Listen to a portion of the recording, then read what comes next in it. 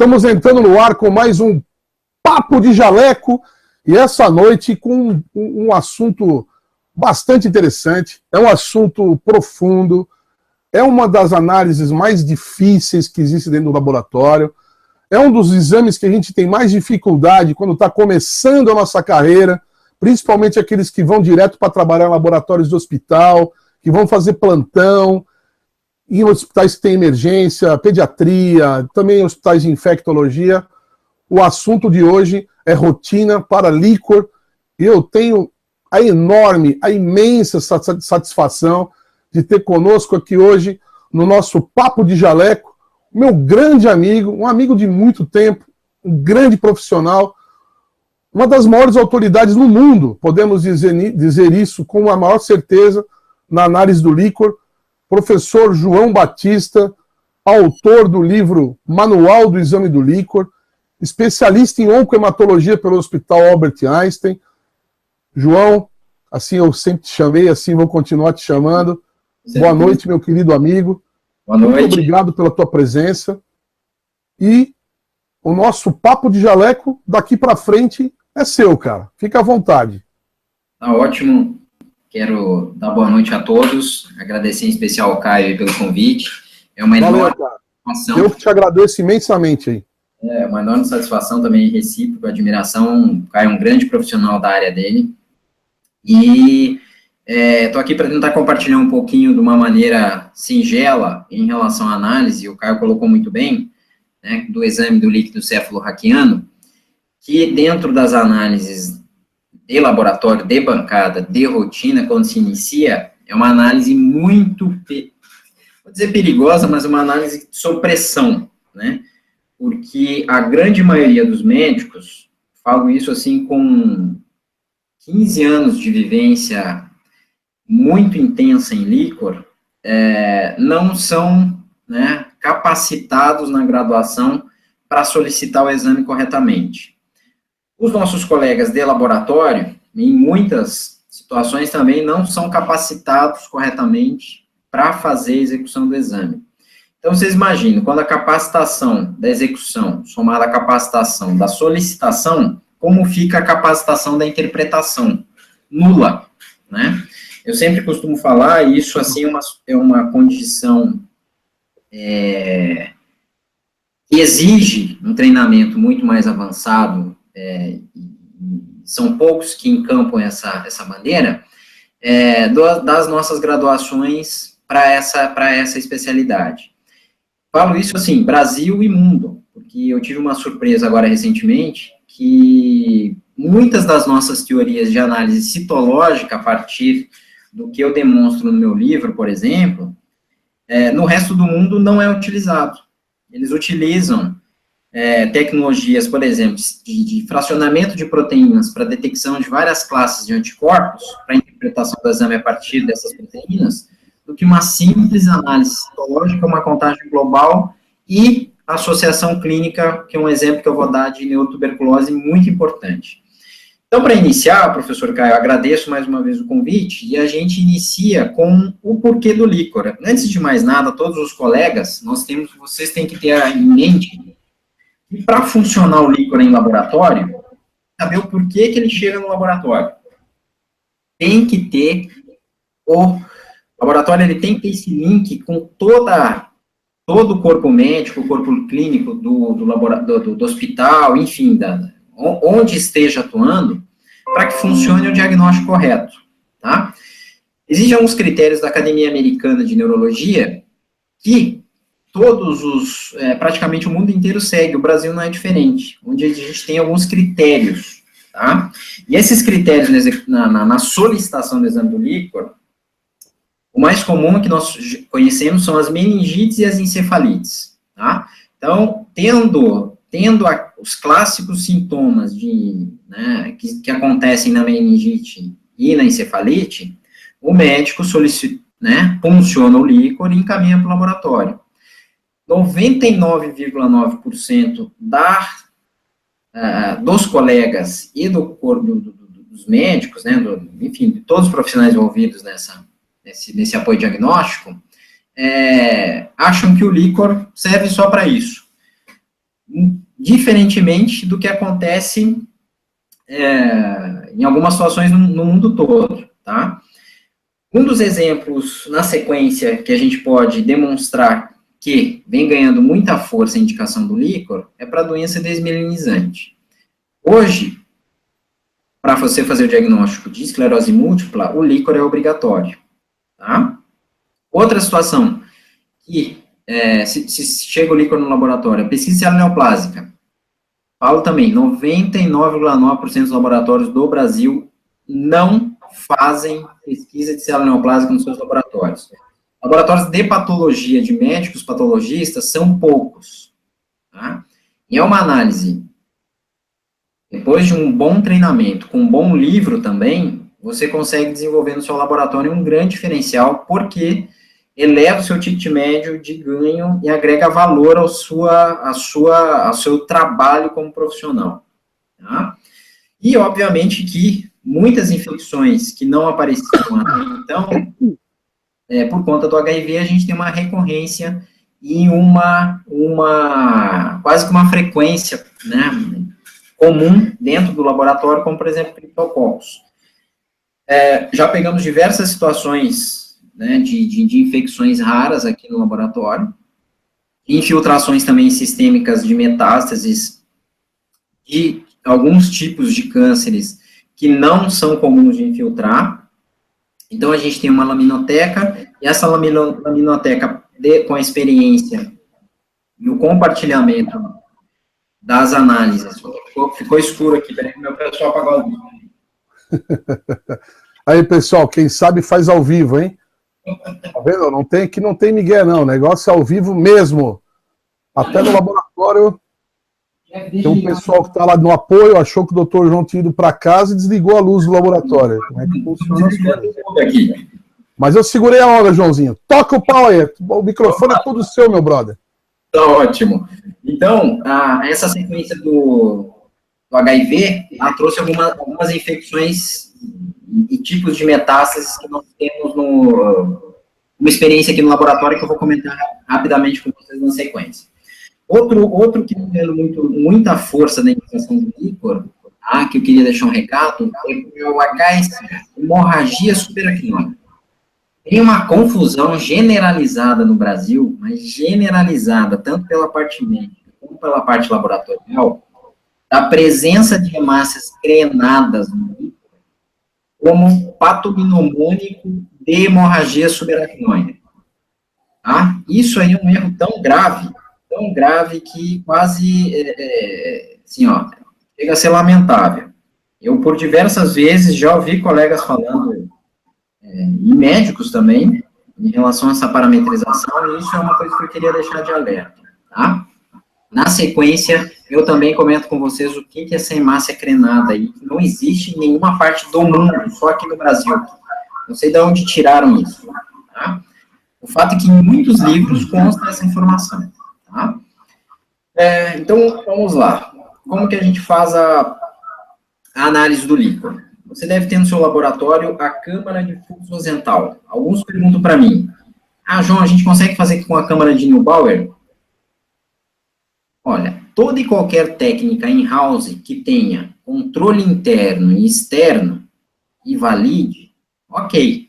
Mas o padrão ouro não é a câmara de Neubauer, tá? A câmara de Neubauer, por ter alguns fatores de multiplicação, você induz o erro numa contagem glicórica muito grande, tá?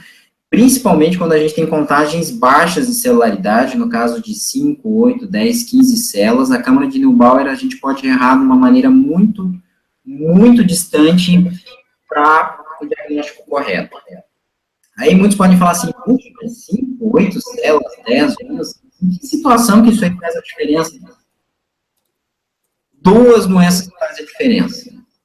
Neurosífilis e Lyme, e ainda vou colocar uma terceira, a neurotuberculose, tá?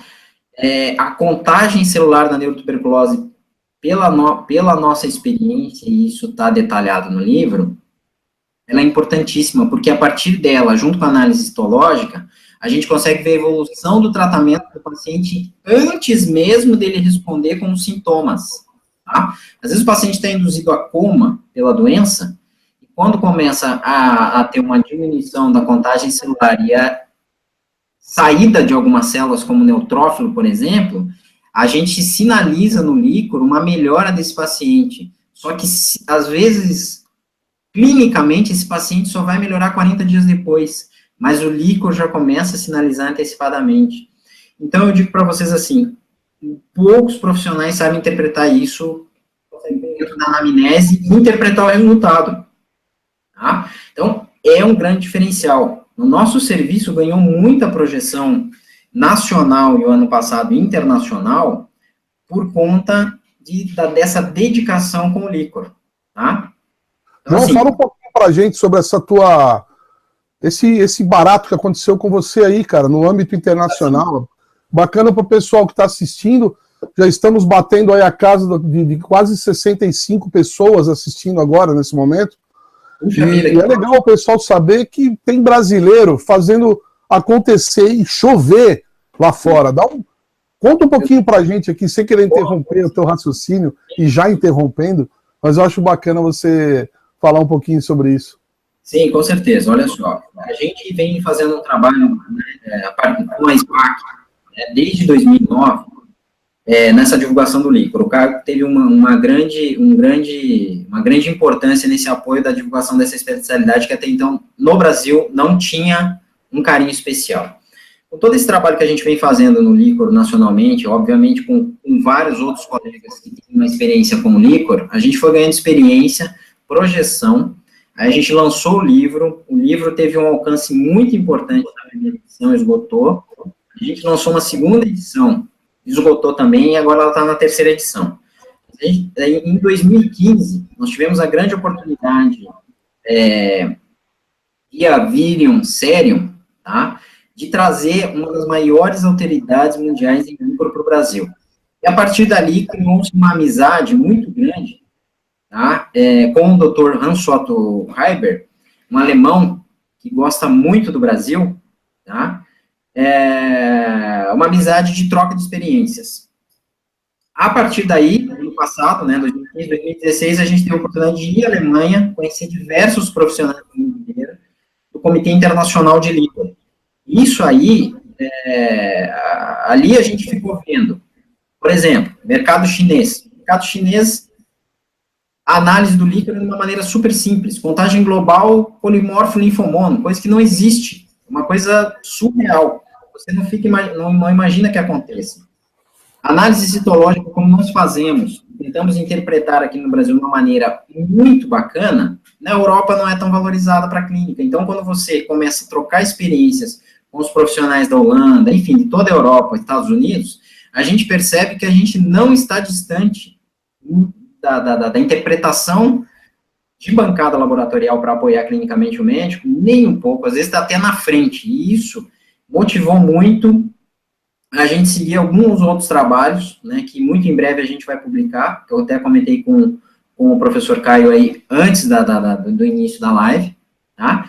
E agora a gente tem uma projeção mundial. Esse ano, por exemplo, tem 2 países que a gente vai fazer no circuito, que é França e China, tá para confirmar, por conta da troca de experiências e nessa sinergia, a participação da citologia do Brasil. Coisa que, assim, a gente nem imaginava, né? Então, isso aí é uma coisa que nos deixou muito contentes.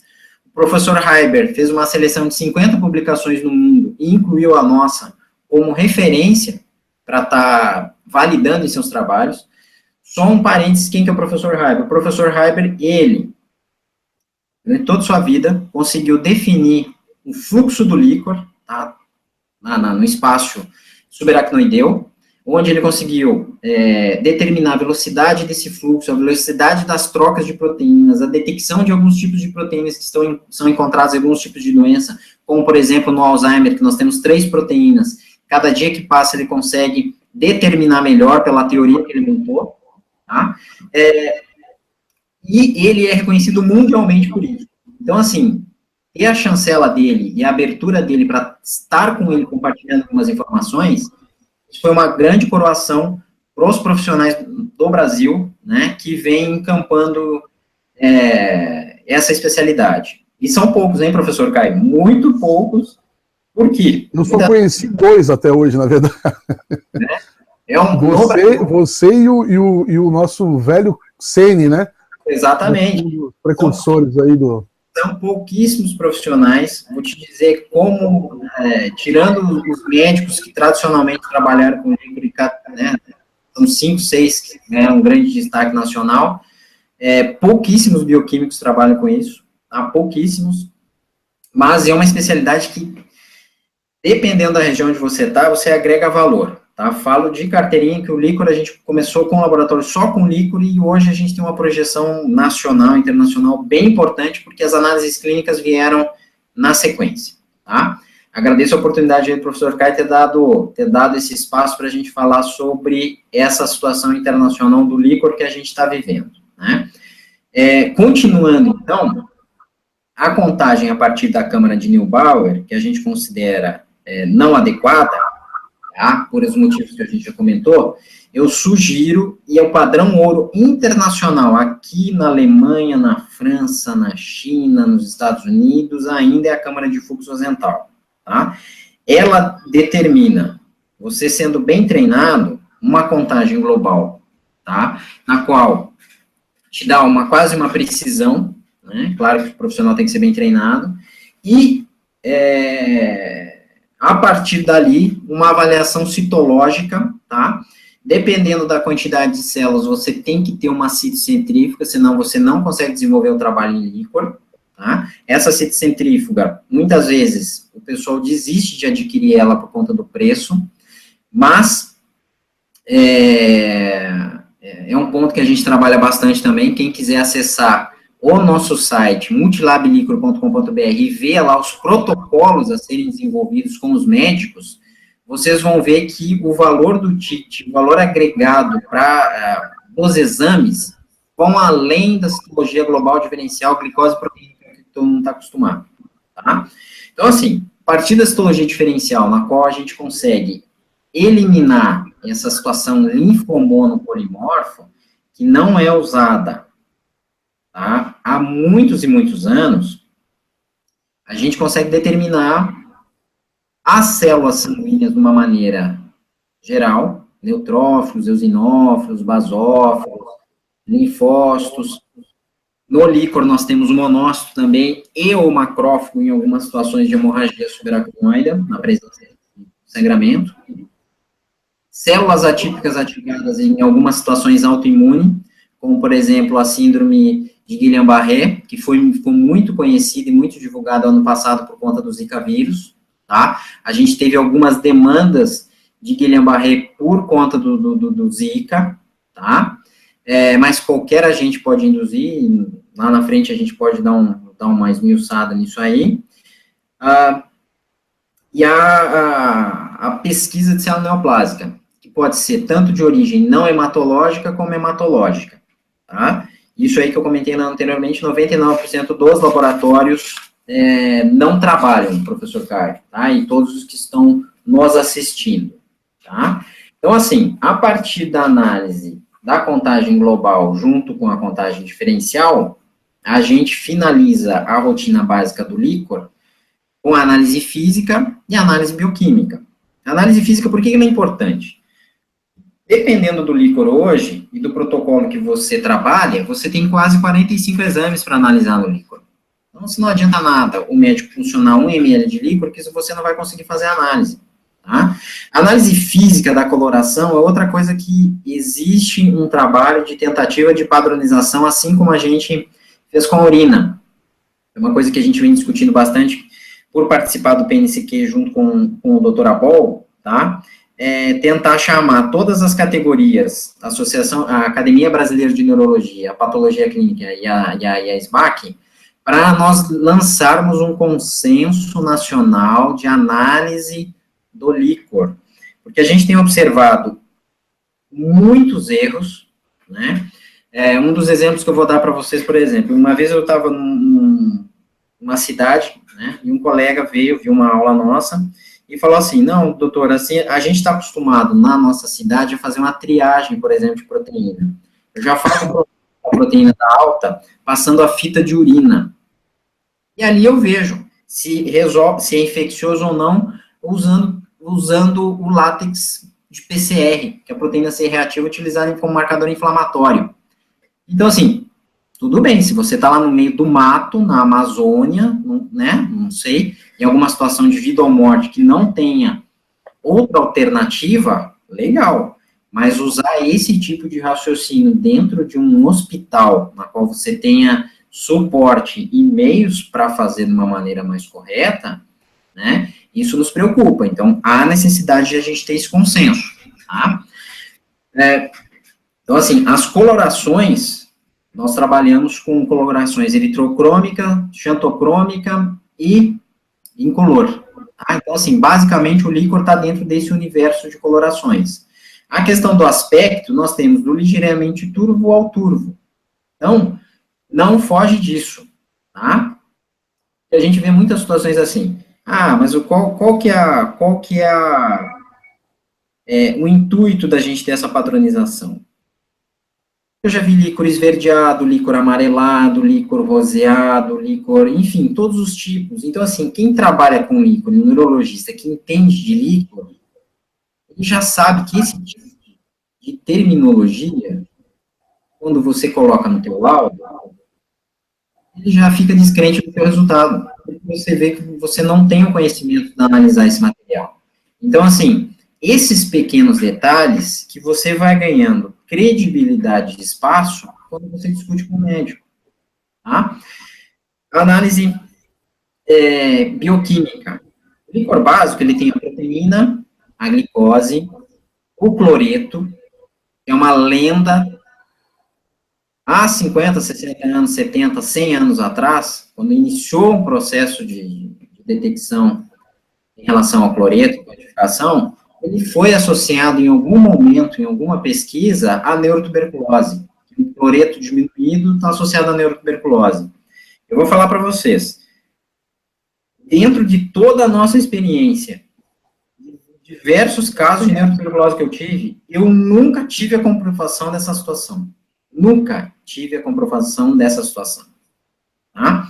Então, o cloreto a gente coloca porque ainda está lá na MB, está na CBHPM, está no laudo padronizado em relação à cobrança em convênio. Então, ele está lá, a gente dosa, mas a função dele, hoje, a não ser por erros inatos do metabolismo, no líquor, não tem mais nenhuma utilidade. Tá? Assim como eu vejo algumas situações colegas pedindo, ou vendo, outros pedindo, mas o TGO-TGP no líquor, proteína C reativa no líquor, lactato desidrogenase no líquor, pH do líquor. Isso aí, gente, são situações que ocorreram em determinados tipos de serviços. Tivemos algumas publicações de tentativa de melhoria de diagnóstico de alguma outra patologia, mas não chegou num consenso mundial de que tenha realmente algum uso para você lançar ela como uma ferramenta diagnóstica. Então,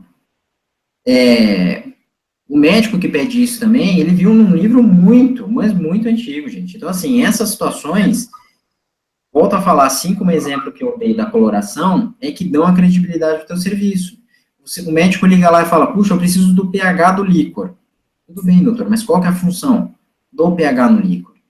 Eu preciso para ver alguma condição aí de diminuição do fluxo e tal. Gente, essas valorizações dessas tiro no escuro. Tá? Então, assim, se você tem um conhecimento do líquor, você já sugere entre outras situações.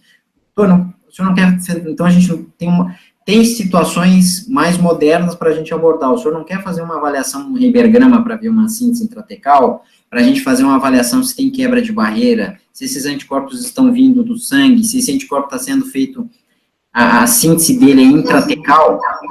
Então, essas abordagens com o médico é que elevam o nível do teu serviço. Tá? Outra coisa que muito pessoal me comenta, a punção do líquor. No Brasil, até alguns anos atrás, tínhamos a punção lombar e a suboccipital. A punção suboccipital, ela foi proibida nos Estados Unidos. No Brasil, a Academia Brasileira de Neurologia lançou um consenso que também ela não recomenda essa punção suboccipital. A punção suboccipital, ela pode gerar um risco para o paciente muito grande.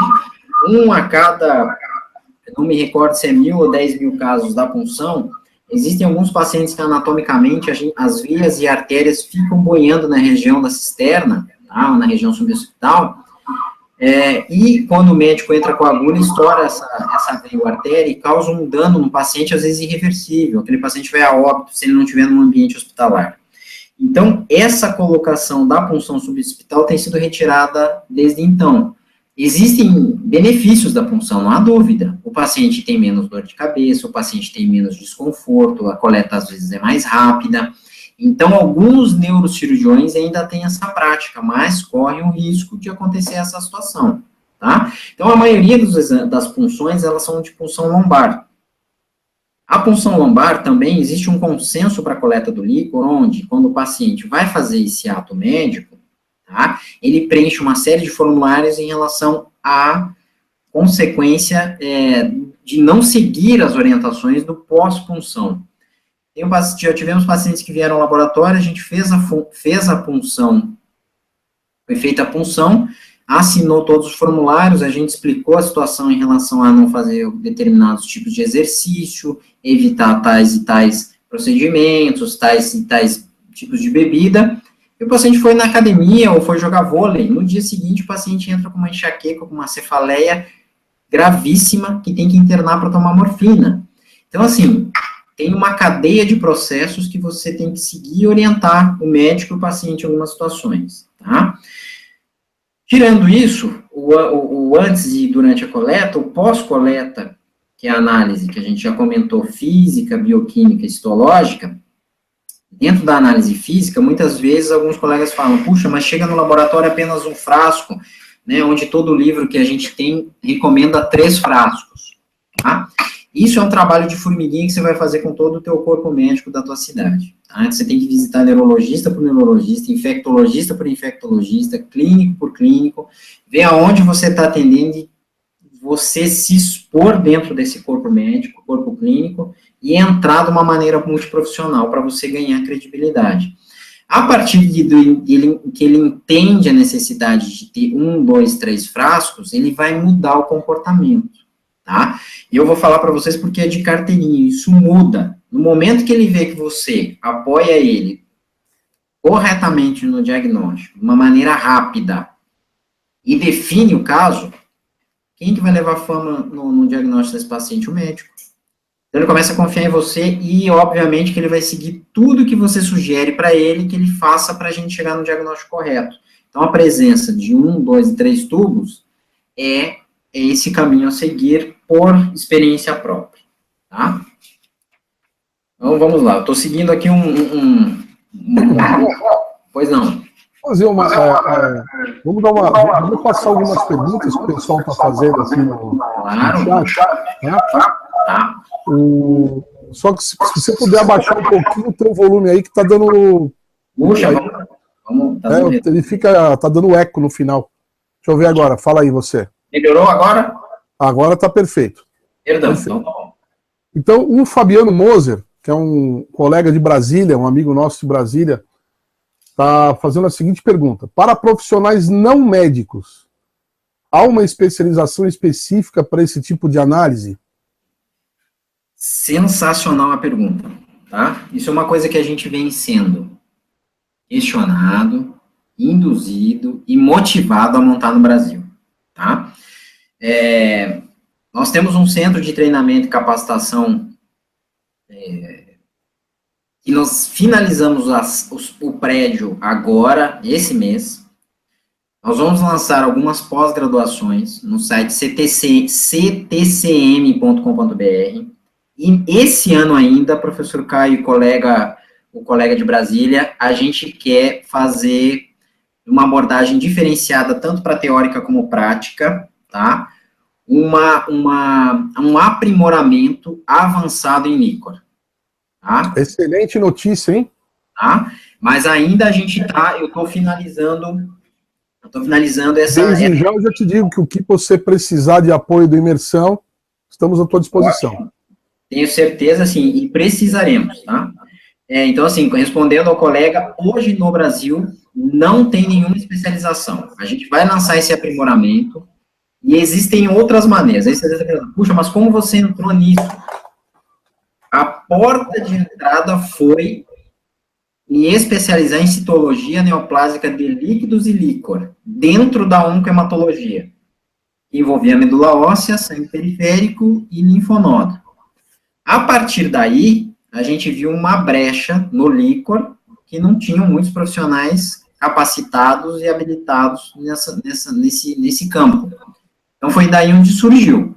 Porque muitos colegas assim, ficam com medo, puxa, como que eu vou entrar com líquor, um serviço montado na minha cidade, um serviço de referência de líquor, se eu não consigo ver uma neoplásica no líquor? Realmente. Isso aí, você quer ter um serviço de referência, a neoplásica é uma condição básica. Então, é um caminho, você entrar numa especialidade de oncohematologia, mas ter a vivência hospitalar. Um exemplo, um INCA, um centro de referência de oncologia. Ali você vai ter uma capacitação, uma segurança para a neoplásica do líquor e o resto você vai ganhando experiência, tá? Excelente. Também aproveitar a brecha aqui para anunciar a presença de uma figura ilustre aqui na nossa lista de espectadores, Dr. Neucivone Melo, que é do Laboratório Atalaia de Goiânia, grande figura. Obrigado, doutor Neucivone, pela sua presença conosco. É uma honra tê-lo aqui conosco essa noite. Assim como o Dr. Marco Queires, do Laboratório de Ciência, que é o laboratório do Hospital Infantil Joana de Guzmão, de Florianópolis, um hospital de referência na área também. É um laboratório que tem uma rotina enorme de líquor, viu, João? Dr. Marco Queires é o líder dessa equipe do Laboratório de Ciência. Marco, um abraço, obrigado também pela tua presença. Professor Edilaine Montalvão está presente também aqui, microbiologista. Tem várias figuraças aqui entre os nossos espectadores aqui. Depois nós vamos citar um por um, para homenagear até. Grande Hernando, meu amigo. Bom, uma outra pergunta do colega Caio Mota. Professor João, sua opinião sobre metodologias automatizadas. Ok. Eu acho que se refere à contagem, né, de células no computador de hematologia, né? Exatamente. Eu tenho a minha opinião e fico contente por essa pergunta, porque assim, isso é uma pergunta muito comum dentro da área, tá?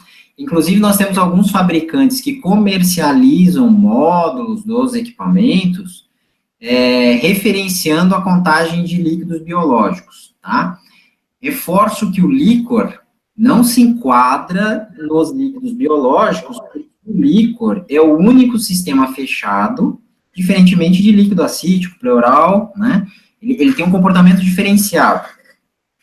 Então, na questão da contagem, volta a falar igual na questão da Neubauer.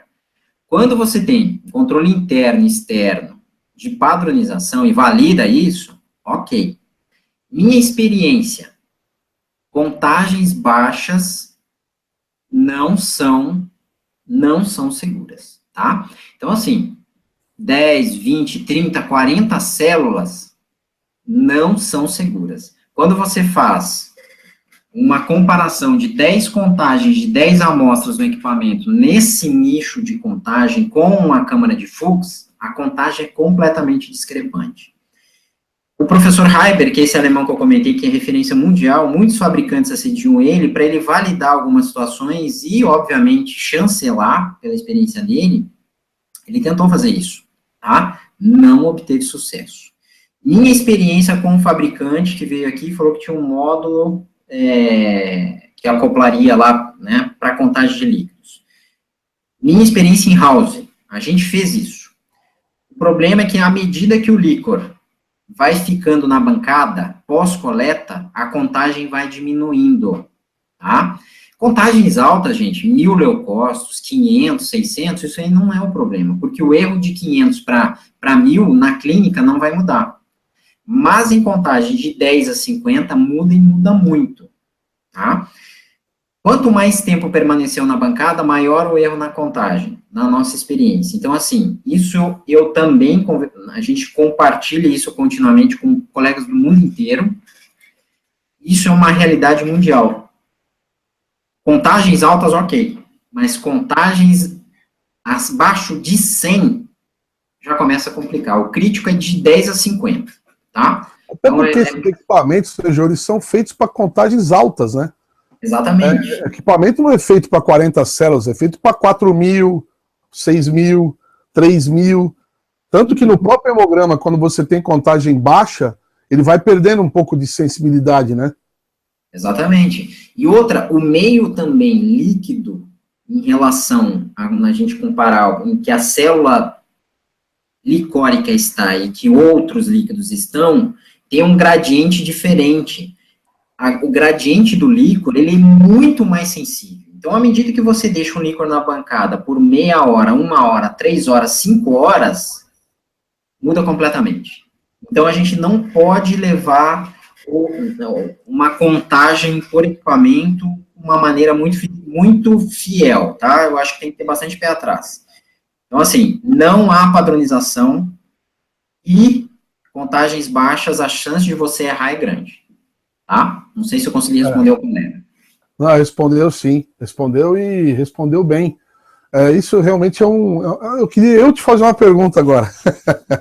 Vamos lá. Eu vi que você falou Eu vou te contar uma historinha.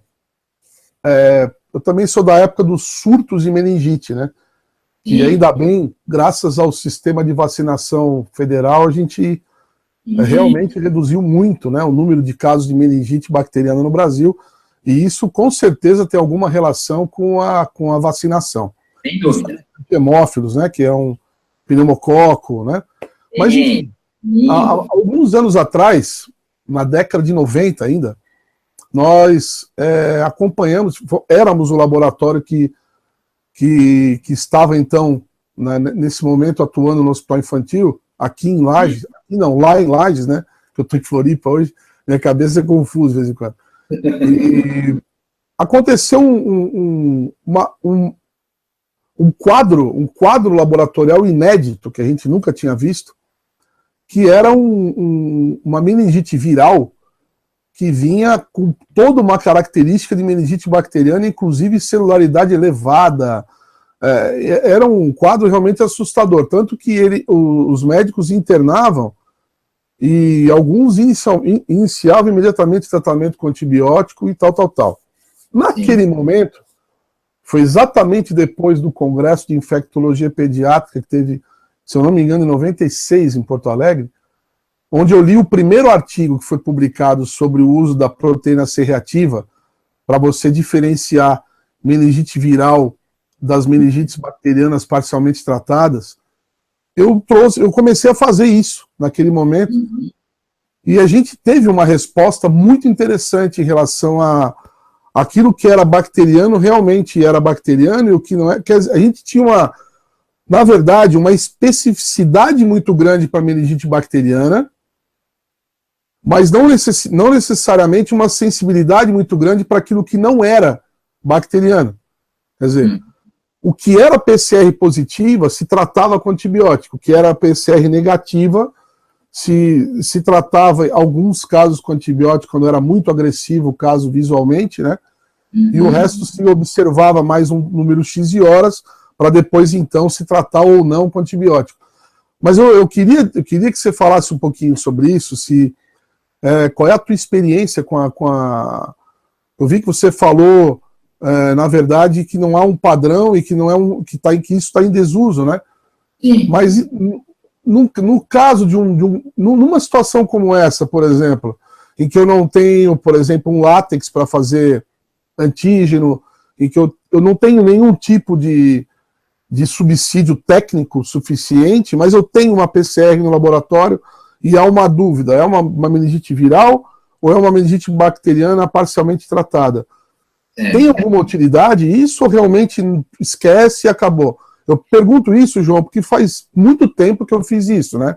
Quero saber hoje o que vocês, licorologistas, pensam a respeito disso.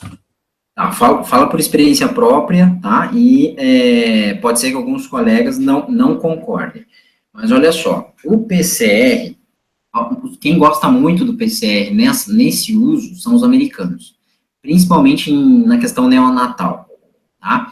Porque o ácido lático, dependendo da precocidade, né, do recém-nascido, ele foge do range de interpretação para uma diferenciação bacteriana viral, tá? Os casos que nós temos, tá? Nos casos que nós temos acompanhados, Caio, é o seguinte, na grande maioria, mais de 98%, o ácido lático consegue hoje te dar um norte. Nos casos que nós temos acompanhado, em neutrófilo nas primeiras 24 horas, tá? Com ácido lático normal, quase na sua grande maioria trata-se de enterovírus, né? Que antigamente a gente lia nos livros que é meningite benigna, encefalite benigna, enfim. Isso, meningite, encefalite, né, cara? Exatamente. E o comportamento do neutrófilo com o enterovírus, ele é praticamente único. Tirando ele, uma ou outra doença, dependendo do estágio que ela está,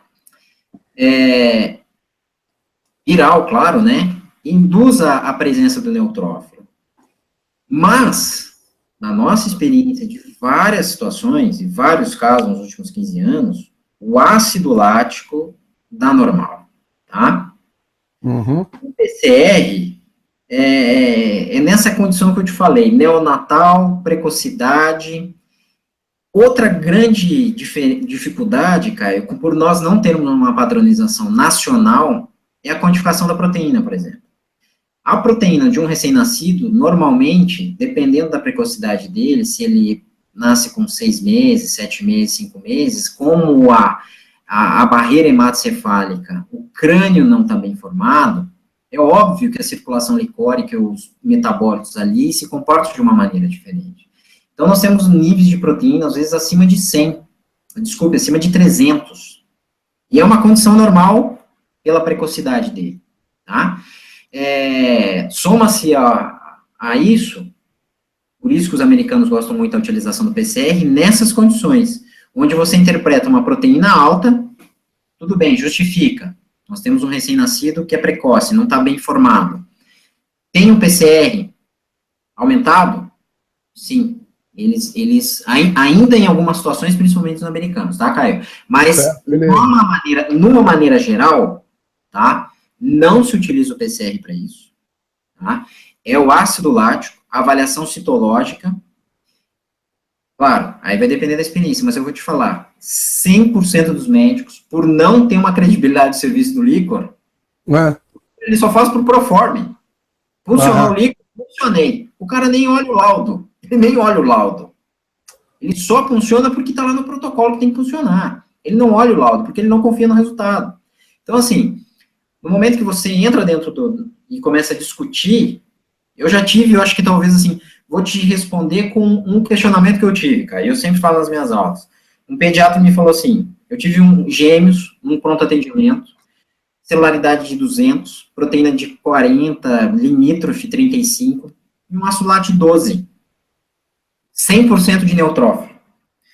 Não tinha uma característica febril elevada, tá? Não tinha aquele enrijecimento clássico, mas as crianças estavam prostradas. Eu falei para a pediatra, o perfil licórico é todo de enterovírus. Ela falou assim para mim, João, você tem certeza absoluta disso que você está me falando? Eu não vou dar antibiótico para eles. Doutora, eu nunca vi, dentro da minha experiência, uma meningite bacteriana com ácido lático de 12 e 200 de celularidade. Isso aqui vai virar em 48 horas. Então, assim, quem que se arrisca nisso, professor Caio? Essa é a situação em que a gente, de vez em quando, fica num plantão, né? Sim, claro. Fica de bico, né, cara? E a médica não deu. Ela falou, então eu vou confiar em você, João. Ok, as crianças ficaram em observação 2 dias, evoluíram de uma maneira bem legal, repuncionou o líquor, virou linfócito, diminuiu a quantidade de células, e elas deram alta, foram hidratadas e por PCR confirmou o enterovírus, né? Então, assim, a dificuldade está no treinamento lá da graduação, tá? Não sei se eu consegui finalizar a tua pergunta, mas em certas situações ele pode ser útil, mas não é um consenso mundial, tá? Não, claro, exatamente essa era a minha dúvida, porque como faz muito tempo que isso aconteceu, eu queria saber o que hoje se pensa a respeito disso, né? Porque há 15, 20 anos atrás, na verdade, o ácido lático também ainda era uma incógnita. E outra, naquela época a gente não tinha ácido lático em kit no preço que está hoje. Sim. A gente, na verdade, dependia de equipamentos estilo gasômetros, né? Que tinham os sensores, que tinham os eletrodos lá para ácido lático. Hoje não, você tem kit para automação, né? Exatamente. Você usa na rotina e a custo baixíssimo. Exatamente. Então, não há realmente por que não fazer a determinação do ácido lático. Ótimo, excelente, cara. Obrigado pela informação. Como eu estou dizendo, eu também estou aprendendo aqui, né? Bom, mais umas perguntas aqui, João. Tá bom. A professora Sulemar, que, aliás, também temos a honra de tê-la aqui na nossa lista de espectadores. A professora Sulemar é coordenadora da pós-graduação em microbiologia do Incursos de Goiânia. E, aliás, ela é coordenadora nacional da pós-graduação em microbiologia clínica da Incursos. Muito obrigado, Sulemar, pela tua presença também. Ela pergunta o seguinte, João. Qual a diferença entre uma amostra de líquor proveniente de uma hemorragia intracraniana e de uma punção traumática? Certo, vamos lá. A gente tem algumas provinhas que eu sigo muito, o fluxograma do Dr. Hélio, da Faculdade de Medicina da USP, que foi remanescente do serviço SPI na França, que é um dos mais, mais pioneiro, já é prolixo isso, né? O pioneiro mundialmente no estudo da neurocercose e da avaliação do líquor nacionalmente, tá? Esse fluxograma, a gente tem duas ferramentas para. Primeiro, a observação dos frascos. Se nós temos 3 frascos coletados, à medida que esse frasco vai clareando, indica um erro de punção. Ok, não tenho isso. Os 3 frascos estão com a coloração semelhante. Vamos para a análise microscópica. Dentro da análise microscópica, tá, nós temos 2 situações que induzem a isso. Primeiro, quando chega uma hemorragia subaracnoide no teu laboratório, você vai ter indicação lá da coleta que foi para isso. Segundo, o médico tem uma imagem lá para isso. Ele tem uma tomo, tem uma ressonância, tá?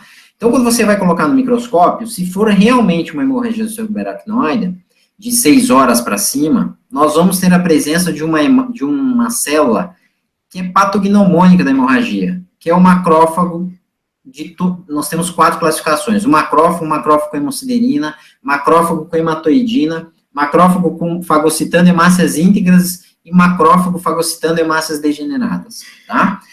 No líquor, você visualiza isso. Um grande erro que acontece é a contagem de hemácias crenadas. Basta você deixar o líquor na bancada mais de 2 horas, a hemácia começa a crenar igual na urina. Então, assim, o consenso da interpretação do resultado tem que ter o apoio médico com a imagem, tá? Citologicamente, é patognomônico para uma hemorragia a presença do macrófago. Fora isso, a gente chuta o resultado, tá? Porque é um consenso de parâmetros. A imagem, a clínica e a presença dessas células, desse padrão celular que eu comentei com vocês. Inclusive, no livro, que é esse que o professor Caio comentou com vocês, a gente teve o carinho de receber a notícia no ano passado, que dentro da área de líquor, ele é o mais vendido da América Latina, né? Lembrando que, nacionalmente, eu tenho 2 concorrentes, digamos, similares ao líquor, mas não tem abordagem laboratorial como a gente, tá?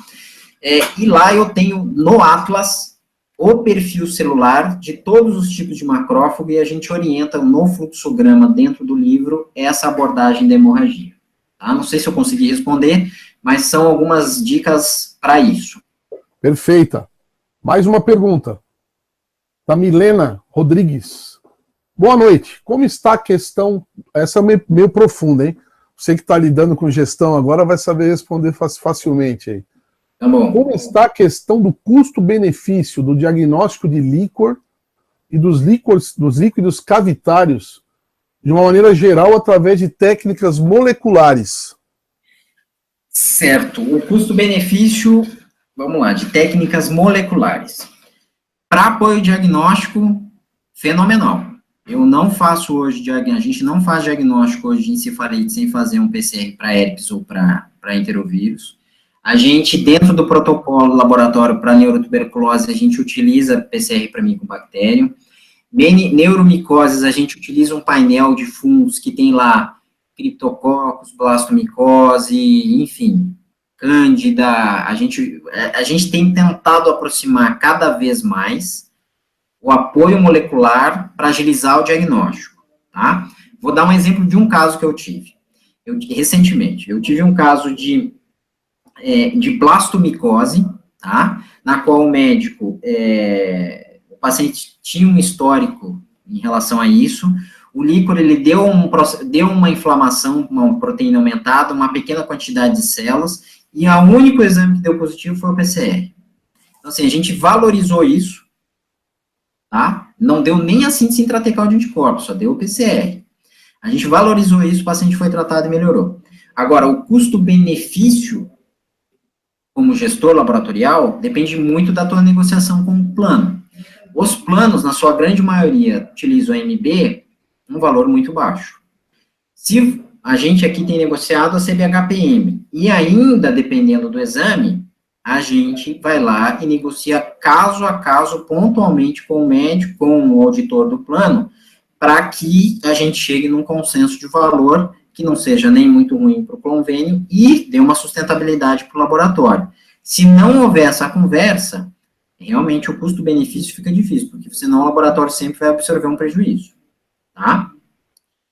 Falo para você de carteirinha que dá certo. Joia. Mais uma perguntinha? Vamos lá. Fabiano também, do Fabiano Moser, aquele Fabiano de Brasília de novo. Tá bom? Hoje em dia, diversos laboratórios fazem análise licórica ainda com Neubauer e outros já usam a câmara de Fuchs-Rosenthal. Existe algum valor de referência padronizado no Brasil? Se não existe, qual o valor de referência você recomenda? Ótima pergunta. Eu volto naquele assunto que a gente discutiu, que é uma necessidade gritante de um consenso brasileiro da análise do líquor. Gritante. E é para ontem, tá? Os valores de referência, se caso alguém queira, eu tenho detalhadamente no meu livro, tá? Detalhadamente, mas na questão da celularidade, tá? Que tem uma diferença, que a gente tem uma padronização de recém-nascidos e adultos, tanto para leucócitos como para hemácias. Eu utilizo uma contagem em adultos, a partir de 4 células, já fazemos o diferencial e já pode ser dar alguma pista de algum tipo de patologia, principalmente as crônicas, que a gente tem uma celularidade baixa, e a gente vai valorizar, às vezes, a citologia, como, por exemplo, uma neurotuberculose, em que, no intervalo, vou dar um exemplo aqui, ó, muitas vezes a citologia, contagem global da neurotuberculose, uma contagem baixa de 20, 30, 40 células, com uma proteína de 100, 200. Quando você joga uma citologia, você tem a presença de neutrófilos dentro da nossa experiência. Só lembrando que o universo de afecções agudas e crônicas neurologicamente é aguda, obviamente, questão de dias, e consideramos uma afecção neurológica crônica a partir de 4 semanas. Então, por isso que você tem que ter um conhecimento da anamnese. Para você fazer a análise citológica de uma neurotuberculose, você tem que ter punções repetidas durante 21 dias. Se essas 3 amostras de líquor tiverem a presença do neutrófilo, tem grande chance de ser neurotuberculose, tá? Então, assim, são esses pequenos detalhes que fazem a diferença. E eu já peguei muitos casos na qual você valorizou pequenos detalhes junto com a interpretação médica e a gente fidelizou o diagnóstico. Tá? Mas a referência para nosso serviço, a partir de 4 células, já tem algum indicativo, dependendo da doença. João, qual que é a importância do GRAM para você no líquor? Qual o grau que você dá de 0 a 10 para o GRAM? Sensacional a tua pergunta. Primeiro, eu não sei se eu vou ter capacidade técnica para te responder, porque você acabou de me pegar no meu calcanhar de Aquiles, tá bom? Mas, eu, como bom citologista, eu confio bastante no GRAM.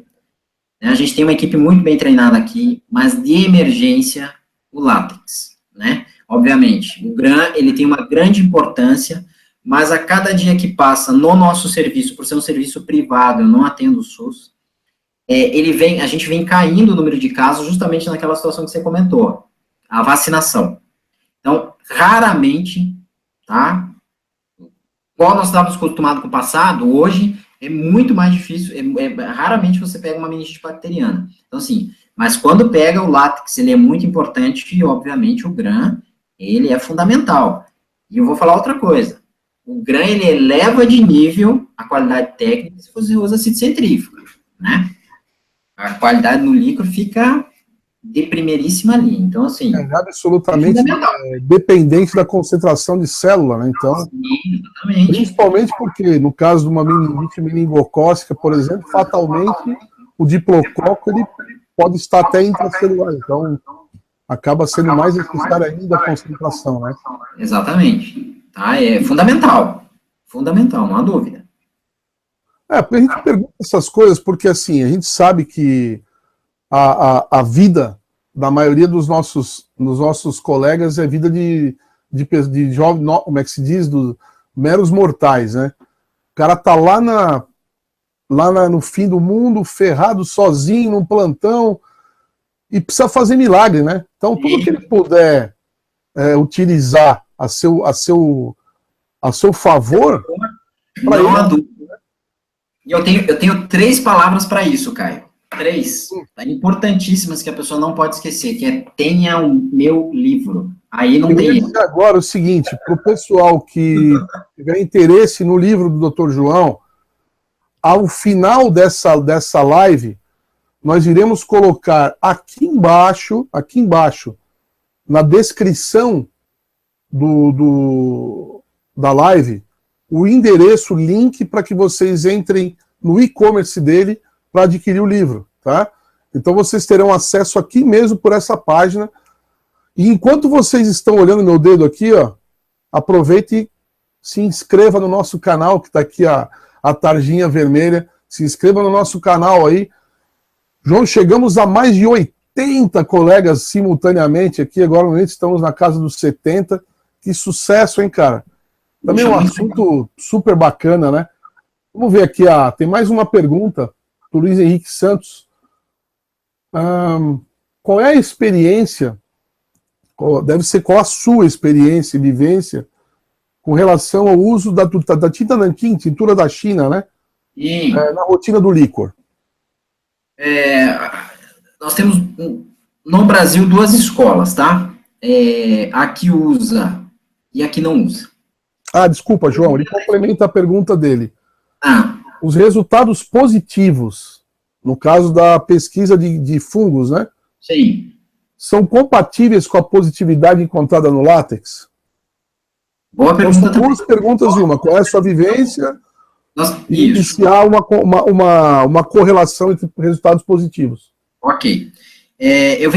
No Brasil tem 2 escolas, tá? Quem usa tinta nanquim e quem não usa. Eu venho de uma escola do Carlos Sene, tá? Do Einstein, que não usa tinta nanquim. Tá? Faz a contagem e a detecção da presença do Cryptococcus ou de qualquer elemento fúngico, já na contagem, na fluxozental, junto com a contagem de células e hemácias, tá?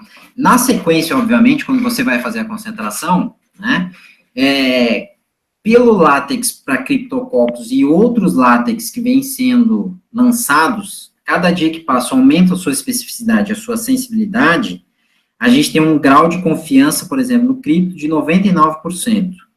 A correlação entre a pesquisa de fungo e o látex,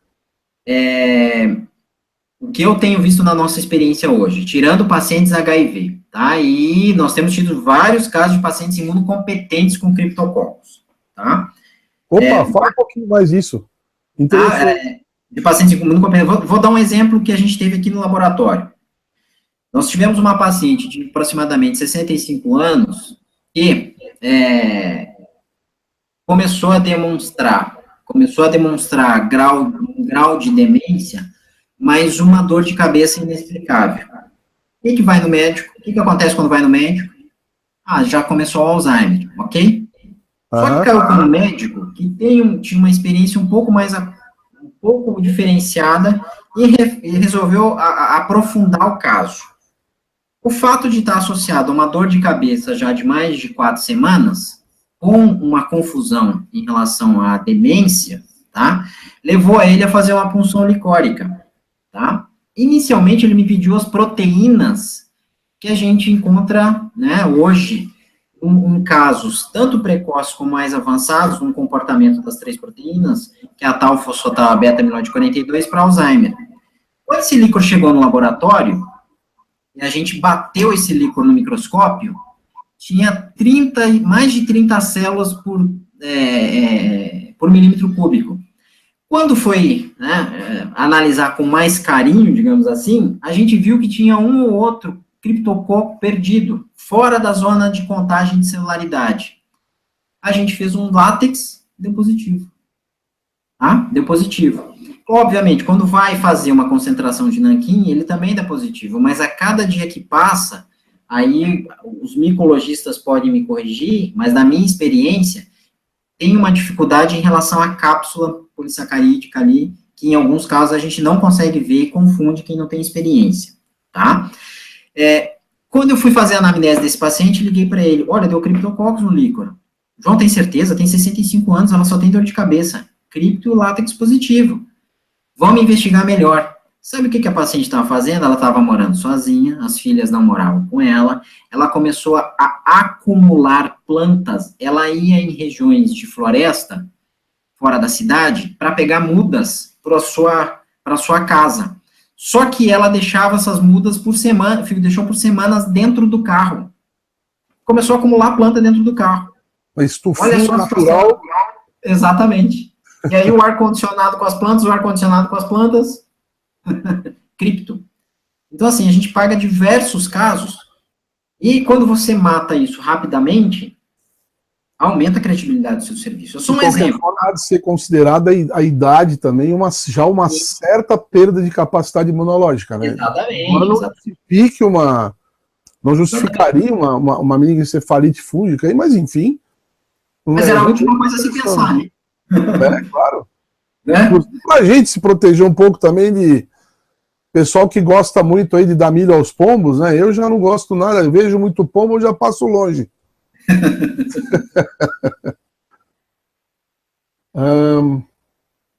Legal. Bom, por enquanto não tem mais nenhuma pergunta aqui. Você pode ir tocando o teu raciocínio aí, cara. Então tá bom. Então a gente entra mais na parte final aí. Eu queria deixar o recado no seguinte. Nós temos algumas síndromes imunológicas que a gente tem acompanhado com bastante carinho, e a mensagem que eu quero deixar em relação ao líquor, obviamente que a parte infecciosa é uma parte na qual a gente tem diminuído a entrada no laboratório por conta dessa nova abertura do líquor para outras doenças, no caso da esclerose múltipla e para o Alzheimer, e a base do líquor, que é a base infecciosa, né, a gente sempre trata com muito carinho, e a parte da célula neoplásica também, tá? Mas eu queria deixar um recado em relação a essas 3 situações, que a gente já comentou um pouquinho da triagem do líquor para a parte infecciosa, tá? Para a parte de célula neoplásica. O que a gente considera? Tá? Uns 3 pontos que eu queria deixar de destaque para vocês. Primeiro, quando solicitam pesquisa de célula neoplásica para você avaliar o líquor, tá? Você tem que saber a origem e o porquê, qual o tumor de base, se é hematológico ou não é hematológico. A partir daí você começa a avaliação. O nosso papel dentro do laboratório é dar a presença ou não dessa célula neoplásica. Obviamente que tumores não hematológicos são muito mais fáceis de visualizar do que tumores hematológicos. Tumores hematológicos, principalmente de origem linfóide, geram uma dificuldade de identificação dessa célula neoplásica. Então, tem que ter uma boa experiência, até porque a citocentrifugação muda toda a conformação celular em algumas situações, tá? Então, tem que ter uma experiência. O segundo recado que eu quero deixar é que quando pesquisa célula neoplásica, não interessa a quantidade na contagem global. Mesmo se você não contar nada, você tem que concentrar todo o líquor e visualizar a presença da célula neoplásica ou não. Dou um exemplo de um caso que eu tive de uma criança que tinha um leucócito na contagem da câmara de fluxo ozental, Obviamente, a contagem a gente divide por 13, então dá 0,3 células por milímetro cúbico. Quando eu concentrei todo o volume, 100% era neoplásica, uma LLA com infiltração. Então, assim, muda completamente o diagnóstico desse paciente. Dentro do meu livro, a gente segue uma composição de status, por exemplo, na célula neoplásica, tá? Que é status 1, 2 e 3, e ali, dentro do diagnóstico do paciente, muda todo o tratamento, que ele vai eu sei que é só para ilustrar, tá? Tem aqui a questão do status, tá? Que é status 1, 2 e 3, muda todo o comportamento do tratamento de baixo para alto risco. E outra situação que a professora comentou com a gente em relação à punção, numa pesquisa de célula neoplásica, se eu tiver, principalmente se for hematológica, se eu tiver mais de 10 hemácias por milímetro cúbico, não interessa o resultado do líquor, ele é considerado de alto risco, porque a chance estatística, na hora da punção, de ter colocado um blasto para dentro do líquor, é enorme. Então, você veja, a contagem global e citológica é importante, a contagem de hemácias é importante. Mais de 10 hemácias já é considerado de alto risco. Então, assim, já entra no status 3. Esses são os recadinhos da neoplásica. Já para a esclerose múltipla, obrigatoriamente hoje nós temos que ter a punção licórica no ato desse diagnóstico. Para a gente fazer a avaliação licórica, para descartar outras doenças que levam à desmielinização, só recapitulando o que é a desmielinização, é a perda da bainha de mielina do neurônio, e aí tem várias causas, pode ser HIV, pode ser hepatite C, pode ser hepatite B, pode ser Lyme, pode ser cistercose, pode ser sífilis, ou seja, tem uma lista grande de infecções latentes que levam à desmielinização, tá? E aí você consegue diferenciar pela rotina do líquor se é infeccioso ou não. Batendo esse ponto de não infeccioso, você parte para a busca de autoimunidade. E aí entra as teorias do Dr. Heiber, né? Que a gente tem mundialmente, esse que eu comentei agora há poucos minutos, tá? Onde ele conseguiu determinar o fluxo do líquor, a circulação do líquor e a troca de elementos químicos, citoquímicos e de inflamação, tá? De uma maneira muito precisa. Então, quando você avalia a síntese intratecal de IgG, por exemplo, e o quociente de albumina, razão de albumina, sangue líquor, e a razão de IgG, líquor, sangue, no Heibergrama, a gente consegue quase com uma acurácia muito próxima do 100%, determinar se esse anticorpo veio do sangue ou ele é síntese intratecal. E aí dá um norte de direcionamento de apoio do diagnóstico da esclerose múltipla. Para a doença de Alzheimer, onde nós temos essas 3 proteínas que eu comentei anteriormente, lembro que recentemente agora, nesse último comitê que a gente participou da Alemanha, a partir dos 35 anos é o ponto de corte de início da transformação, olha só, da transformação da questão da maturação neurológica, da deposição dessas proteínas, que lá com 65, 70 anos começa a ter os sintomas. Então, a régua encurtou. Então, assim, a gente está aprendendo com todos os centros, com as suas experiências, né, a experiência mundial, a fazer essa razão e melhorar a cada dia a avaliação da diminuição da proteína tal, para a pesquisa da esclerose, do Alzheimer, né? Eu fiz um parênteses lá do Guillain-Barré. O Guillain-Barré também é uma síndrome frequente no laboratório, professor Caio, e todos que estão nos vendo aí, induzidas por diversos patógenos, diversos. Qualquer agente infeccioso pode desregular o seu sistema imunológico e levar a síndrome de Guillain-Barré. E a única situação que acontece no líquor, uma dissociação albuminocitológica, ou seja, 1 de leucócito com 1000 de proteína, é no Guillain-Barré. E isso você consegue complementar para o médico, tá? Então, assim, essas questões, esses recados que eu queria deixar aí, professor Caio, e todos que estão nos vendo, são para dizer que o líquor não é só linfomono e proteína glicose. A gente tem um universo, tá? É um grande barato toda vez que eu assisto uma aula sua, porque é um universo de patologias que a gente pode desvendar através da análise correta do líquor, né? Exatamente. Aprendi muito batendo papo aí contigo, inclusive comendo aquele maravilhoso hambúrguer aí em Campo Grande, que é verdade. Poucas vezes comi um tão bom como aquele de Campo Grande. João, temos mais umas perguntas aqui? Claro. Temos uma pergunta. Bom, primeiro, quero deixar um grande abraço aqui para o Luiz Henrique. O professor Luiz Henrique achou que eu não estava reconhecendo ele. Não é isso não, cara. Reconheci sim. E, aliás, vou propor um desafio agora aqui para o professor Luiz Henrique, que é professor de micologia da UFRJ, e está nos acompanhando aqui, João. Que legal. Pode falar aí sobre aquela questão da cápsula do cripto, né? Do criptococo, que dificulta a tintura da China. Pode dar essa opinião aqui no chat, Luiz. A gente vai agradecer bastante aqui. O Caio está perguntando o seguinte, a pergunta dele é um pouco extensa, mas é bacana. Está relacionado a esse tema que você acabou de abordar. Como está o papel do líquor no diagnóstico das doenças neurodegenerativas e desmielinizantes? Quais exames estão mais indicados? Aí ele pergunta o seguinte, eletroforese de proteínas com pesquisa de bandas oligoclonais? Aí ele complementa. Pergunto isso porque a neurologista pediu somente eletroforese de proteínas.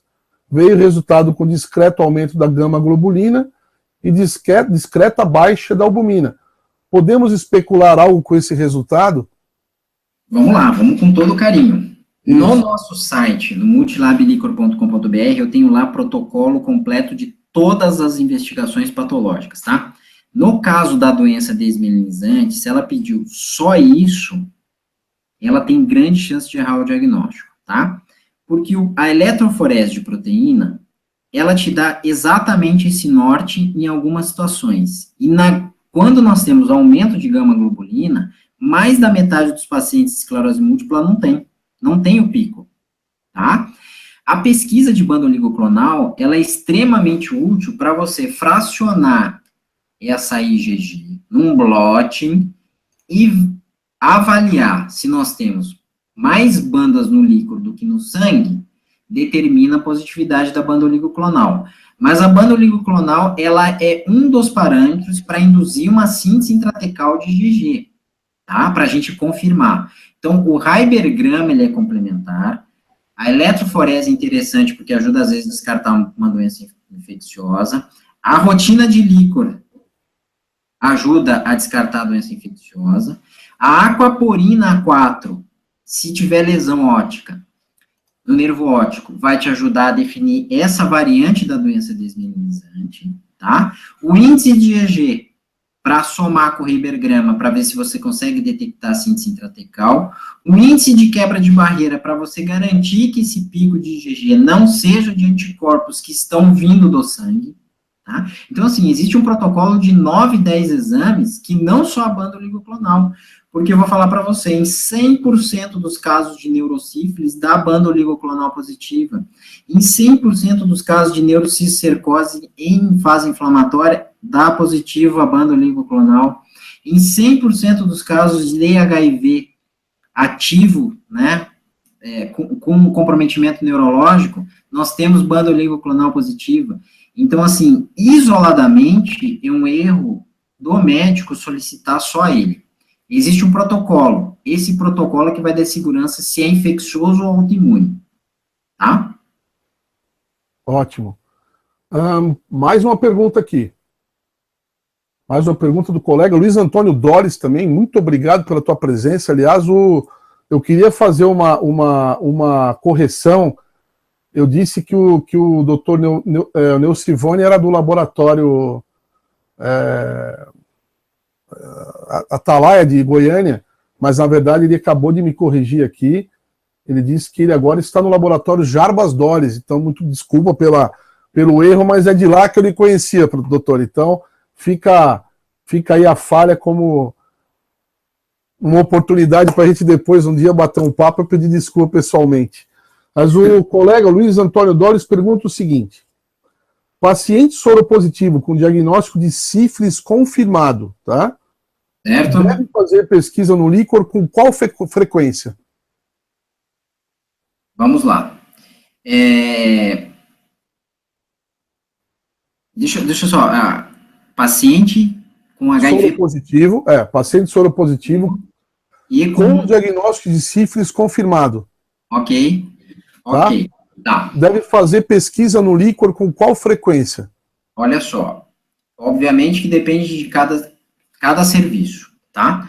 Mas nós aqui em Campo Grande, no momento que o médico sente que tem algum alguma alteração na anamnese, comprometimento neurológico, tá?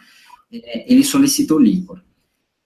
Em algumas situações, esse paciente é funcionado 2 vezes ao ano. Primeiro, que o cripto e a sífilis aumentaram demais, né, nessas novas gerações aí de pacientes. Mas não há um consenso, tá? Não há um consenso. Se não temos um comprometimento neurológico, o médico não funciona. E qual que é esse comprometimento neurológico? É uma confusão em relação ao quadro demencial e muitas vezes confunde com quadro de esclerose também. Tanto é que antigamente falava assim, a pessoa estava esclerosada, ou ela, né, tinha uma confusão entre demência e a desmielinização, tá? A sífilis induz as duas situações, quadro de demência e de desmielinização, tá? Então, assim, vai da acurácia do infectologista. No nosso serviço, tá? Quando o paciente tem HIV, geralmente 1 vez ao ano, quando temos doenças uma sífilis que não consegue zerar o anticorpo ou fica ainda latente, o médico funciona para ver se não tem nenhum comprometimento de aumento de proteína, aumento de celularidade, e aí a gente investiga, às vezes, PCR, o FTABS e a síntese intratecal do anticorpo antitreponema. Tá? E o VDRL nessa história aí, como é que fica? O VDRL ele é importante, que em algumas situações ele que ajuda a definir o caso. Lembrando que no VDRL, no líquor, a gente não titula, né? Então, se ele der positivo, ele define. Certo. Tá? Positivo é positivo. Exatamente. Ele só tem lá o grau, tem uma diluição a ser feita pelo reagente, né? Por conta do líquor, mas assim, ele tem uma acurácia bem interessante, tá? Então, eu não sei se eu consegui responder o colega, mas aqui em Campo Grande a gente observa isso, tá? Uhum.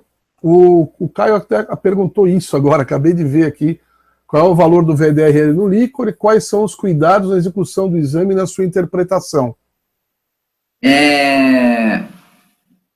Ok. O VDRL no líquor, então, não tem titulação, certo? Ele dá positivo, você confirma agora pela portaria do Ministério da Saúde com uma outra metodologia. A gente tem feito a pesquisa do anticorpo, da síntese intratecal do anticorpo antitreponema, tá? Em relação a neurosífilis, a gente tem todo um universo de todos os tipos de líquor. Vamos lá. Eu já tive pacientes com celularidade de 1, proteína de 20 e o VDRL positivo. Eu já tive pacientes com 30 células, proteína de 50, VDRL negativo. Então, assim, por isso que nós temos os protocolos no líquor. Olha, neurosífilis? A gente quer buscar neurosífilis, então a gente faz a rotina de líquor, a gente faz o VDRL, a gente faz o FTABS, a gente faz a síntese intratecal pelo Heibergrama, a avaliação, e, eventualmente, a gente faz a banda oligoclonal, tá? Então, seguindo esse protocolo, você consegue definir melhor uma neurosífilis do que fazer isoladamente um VDRL ou uma rotina só de líquor, tá? Mas volto a falar, como nós não temos um consenso brasileiro para avaliação do líquor, é uma salada de fruta. Cada um faz o que quer. Excelente. Bom, vamos ver se tem mais alguma pergunta. A princípio, não. O Caio está pedindo aqui para eu divulgar uma aula do professor João, que tem no site do CRF do Paraná. É uma palestra, né? Foi dada para o pessoal do Paraná. Aliás, eles fizeram um belíssimo trabalho de educação continuada no Paraná, que deveria ser exemplo no Brasil inteiro, né? sem dúvida. Deveria ser exemplo no Brasil inteiro. Aliás, o Paraná tem grandes feras nas análises clínicas, e a gente poderia aqui falar pelo menos uma dezena de grandes nomes das análises clínicas brasileiras que fazem parte aí do estado do Paraná. Eu quero nomear aqui as pessoas que deixaram boa noite, deixaram algum recado aqui no chat. A Rosália, a Ana Souza, o Marco Querich, o Dr. Neucivone, Kelly Mazzini, que mais aqui? Professora Edilaine, a Priscila Pessoa, Fabiano Moser, Priscila Lima, o Caio Bonfim Mota, Fabi Railuk, o Emerson Sevelin, Vera Simone e o Emerson... Fabi, perguntando aqui, o Hernando, a Rosália Vieira, quem mais aqui? Vamos ver.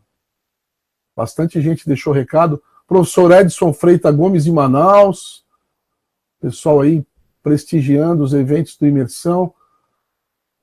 Mais alguém aqui? A Camila Silva Gonçalves, está dizendo aqui que é uma maravilha participar junto aqui, e elogiando a sua aula. Sulemar, já falei da Sulemar, a Milena Rodrigues, Isa Lorena, o professor Luiz Henrique, Luiz Antônio Doles, Ronan Miranda, meu amigo do Acre, foi aluno do curso pós-graduação de microbiologia promovido pelo CRF do Acre, excelente, grande figura. Tem mais aqui, vamos ver, a Cleide, minha colega de faculdade, querida Cleide, um beijo para você. Vamos ver quem mais está aqui. Bom, quem se manifestou foi esse pessoal aqui. João, não temos nenhuma pergunta. Vou deixar você para suas considerações finais, meu querido. O microfone é todo seu. Sensacional. Eu queria agradecer a grande oportunidade, mais uma vez, da gente estar compartilhando uma atividade nossa. Esses dias um neurologista falou assim: João, você nunca deve deixar, a gente nunca deve deixar a nossa origem. Então, assim, ele falou por conta da neurologia dele, eu falo pela questão do líquido. Realmente, a gente nunca pode deixar a nossa origem, porque a partir dessa origem que nos levou a voos maiores, tá? Eu queria só deixar um recadinho para todo o pessoal desse projeto novo que eu tenho, tá, professor Caio? Eu queria abrir para você, que eu acho que aqui é uma condição extremamente inédita. Fica à vontade, cara. Brasileiro, no projeto da teoria do fluxo do líquor na ausência da gravidade, e vai auxiliar cientistas, tanto da agência europeia como da agência americana, na presença do ser humano fora do ambiente gravitacional da Terra, em viagens a outros planetas, e se ainda nós tivermos na nossa geração, em uma viagem interestelar. Essa questão do líquor, por mais que vocês achem que é surreal, ela é real, é pesquisada, é uma condição para o funcionamento do cérebro na ausência da gravidade. Então, assim, a gente participa dessa teoria, uma teoria inédita, nossa, junto com uma colaboração de outro colega, tá?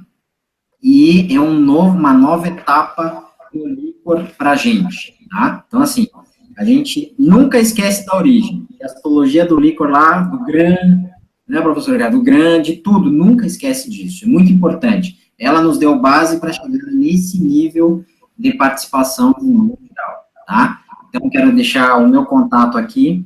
A gente está no Laboratório Multilab de Campo Grande. A gente tem todo um trabalho desenvolvido aqui no líquor e neurologia no estado, no Centro-Oeste.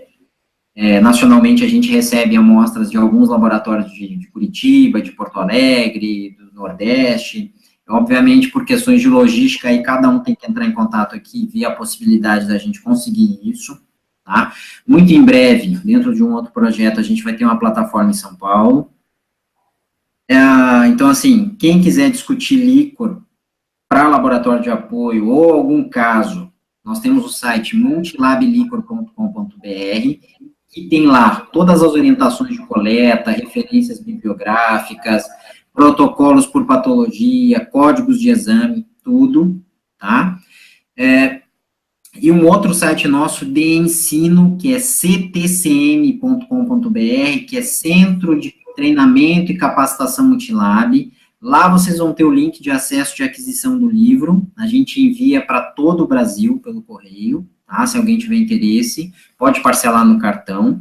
E, assim, a gente está sempre querendo crescer e compartilhar várias informações. Vários colegas têm, às vezes, nos encaminham e-mails de algumas fotografias de situações inusitadas, tá? A gente está elaborando a 4ª edição do livro que a gente quer lançar internacionalmente. Eu só não fiz ainda a tradução para o inglês, porque agora, com essa nova movimentação que a gente está tendo internacional, a gente vai lançar em alguns países, China, Estados Unidos, de uma maneira diferenciada, porque a gente viu que esse mercado é um mercado bacana. Alguns colegas podem estar pensando assim, puxa, mas o Licor paga tão mal no convênio. O Licor, ele começa a mudar a remuneração quando você começa a dar resultado de diagnóstico rápido para o médico. Muitos me perguntam, eu quero deixar como um ponto final, quanto que você cobra uma rotina de Licor, João? A gente cobra aqui R$400 uma rotina de Licor. Quando que você cobra um perfil de Alzheimer? R$3.500. Quando você cobra um perfil de esclerose múltipla? R$2.500. Então, assim, nós temos vários perfis de pacientes que às vezes fazem 40 exames no Licor. Então, assim, quando você consegue se inserir como um profissional dentro da equipe multidisciplinar para apoiar um neurologista, um infectologista, ou corpo clínico, você consegue ser valorizado na sua cidade, no seu estado, no seu país e até internacionalmente. Então, deixamos aqui um recado de portas abertas, tá, professor Caio? Quero deixar também o meu e-mail aqui, que é costanetojb@gmail.com, tá? E estamos aí, se algum colega posteriormente quiser entrar em contato, estamos à disposição, tá bom? Muito obrigado. João, muito obrigado pela tua brilhante explanação. Para variar, você dando um banho, cara, dando um show de conhecimento. Não é à toa que a gente lhe convidou aí para esse bate-papo e tenho o prazer de estar tanto tempo convivendo contigo nos congressos, ou aí em Campo Grande, onde eu já fui, inclusive, dar aula nos cursos que você organiza. É sempre um prazer estar contigo. Eu tenho certeza que foi maravilhoso para todo mundo que está aqui. Eu estou lendo só elogios aqui no chat. Obrigado, parabenizando você pela tua aula, parabenizando pela tua explanação, pelo teu conhecimento, pelo teu sucesso.